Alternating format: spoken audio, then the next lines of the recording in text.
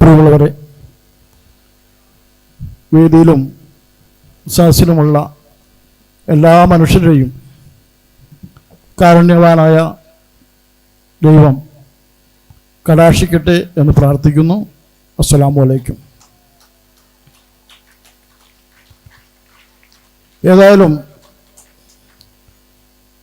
വളരെ വൈകിയ വേളയിലാണ് ഉള്ളത്, അതുകൊണ്ട് ദീർഘിച്ച് സംസാരിക്കുന്നില്ല. 56 വർഷം മുമ്പ് ഈ നാട്ടിൽ നട്ട ഒരു മരം ബുസ്താൻ ലുലു ഒരു വലിയ മരമായി വളർന്നിരിക്കുകയാണ്. ഇന്ന് ഈ നാടിനും നാട്ടുകാർക്കും അത് തണലേകുന്നു. ആ മരത്തിലെ ഏറ്റവും മനോഹരമായ അല്ലെങ്കിൽ ഏറ്റവും സുഗന്ധം പരത്തുന്ന ഒരു കൊമ്പാണ് കാരുണ്യഭവൻ. ഒരർത്ഥത്തിൽ അത് ദൈവത്തിലേക്ക് വളരുന്ന കൊമ്പ് എന്ന് പറയാം. കാരണം ഇത്തരം മനുഷ്യരെ, ഇത്തരം കുട്ടികളെ ചേർത്ത് പിടിക്കുന്ന ഒരു വലിയ ധർമ്മമാണ് ഈ കരുണാഭവൻ ചെയ്തുകൊണ്ടിരിക്കുന്നത്. ഇപ്പോൾ നേരത്തെ പറയുകയുണ്ടായി, ഇത് വിപുലമായ രീതിയിലേക്ക് മാറ്റപ്പെടുകയാണ്.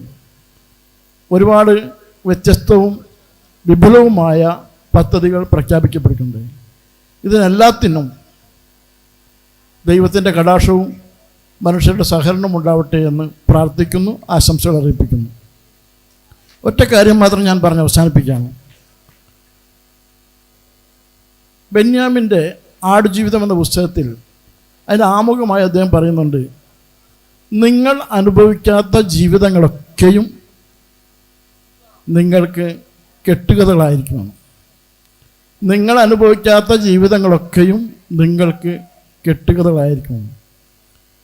നമ്മൾ എന്തൊക്കെ പറഞ്ഞാലും, ഇവർ ദൈവത്തിൻ്റെ മക്കളാണെന്ന് പറഞ്ഞാലും, ഈ രക്ഷിതാക്കളെ ദൈവം പ്രത്യേകം സെലക്ട് ചെയ്താണെന്ന് പറഞ്ഞാലും, ഇത്തരം അനുഭവങ്ങളിലൂടെ കടന്നു പോകുന്ന മനുഷ്യർ അവർ അനുഭവിക്കുന്ന യാതനകൾ, അവർക്ക് വേണ്ടി സമർപ്പിക്കപ്പെട്ട ടീച്ചേഴ്സിൻ്റെയും ആയമാരുടെയും അതുപോലെ എല്ലാ അർത്ഥത്തിലുള്ള കുറേ മനുഷ്യരുടെ ജീവിതങ്ങൾ, ഇത്തരം മനുഷ്യരുടെ ജീവിതങ്ങൾ ഉള്ളത് കൊണ്ടാണ് ഈ കുട്ടികൾ അല്ലെങ്കിൽ ഞങ്ങളെപ്പോലുള്ള ഭിന്നശേഷിക്കാർ ജീവിതത്തിൻ്റെ മുഖ്യധാരയിലേക്ക് കടന്നു വരുന്നത്.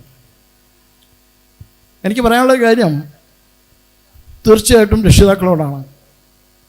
നിങ്ങൾ അനുഭവിക്കുന്ന എല്ലാത്തിനും ദൈവം പ്രതിഫലം നൽകുക തന്നെ ചെയ്യും. ഒപ്പം തന്നെ ഈ മക്കളെ നിങ്ങൾ ആത്മവിശ്വാസമുള്ളവരായി വളർത്തുക എന്നുള്ളതാണ് ഏറ്റവും പ്രധാനപ്പെട്ടത്.